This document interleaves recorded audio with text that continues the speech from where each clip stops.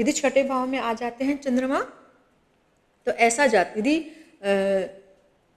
लग्नेश होकर के छठे भाव में आ गए और या फिर चंद्रमा किसी भी भाव के अधिपति होकर के इस भाव में आ गए हैं, तो कुल मिलाकर के उस व्यक्ति को जीवन में संघर्ष बना रहता है। कैसा संघर्ष? जो व्यक्ति अपने विचारों के साथ संघर्ष कर रहा है, वो उसके इमोशंस के साथ में संघर्ष हो रहा है, वो बहुत ही इमोशनल हुआ रहता है, बात बात में रोना या बहुत चिंतित रहना, धन को लेकर के चिंतित हो जाना, माता को या अपने जीवन के सुखों को लेकर, भौतिक जो सुख होते हैं और अपनी गृहस्थी को लेकर के भी ऐसा व्यक्ति हर हमेशा दुखी रहता है। वो दुखी रहता है, मतलब ये उसकी मन की स्थिति होती है, मन में विचार उसके इस तरह से उठते हैं। हालांकि भले वो वास्तव में दुखी नहीं हो, लेकिन उसकी सोच इस तरह की बन जाती है। जब चंद्रमा यहाँ पर आ जाते हैं, अष्टम भाव में आते हैं, चंद्रमा यदि अष्टम भाव में आ जाते हैं तो एक दूर स्थान है।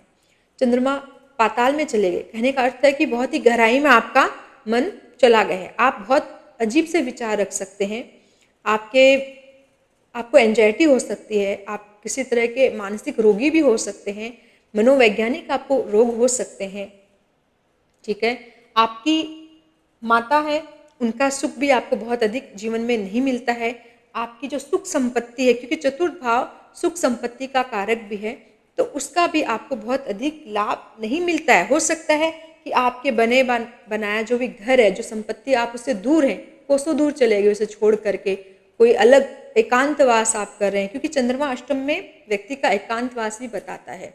ऐसा व्यक्ति अकेला रहना ज़्यादा पसंद करता है, किसी से जुड़ता नहीं है, क्योंकि उसकी सोच बहुत अलग हो जाती है, वो सबसे कटा हुआ रहना पसंद करता है और ऐसे व्यक्तियों को कहीं ना कहीं मानसिक तकलीफें जरूर होती है।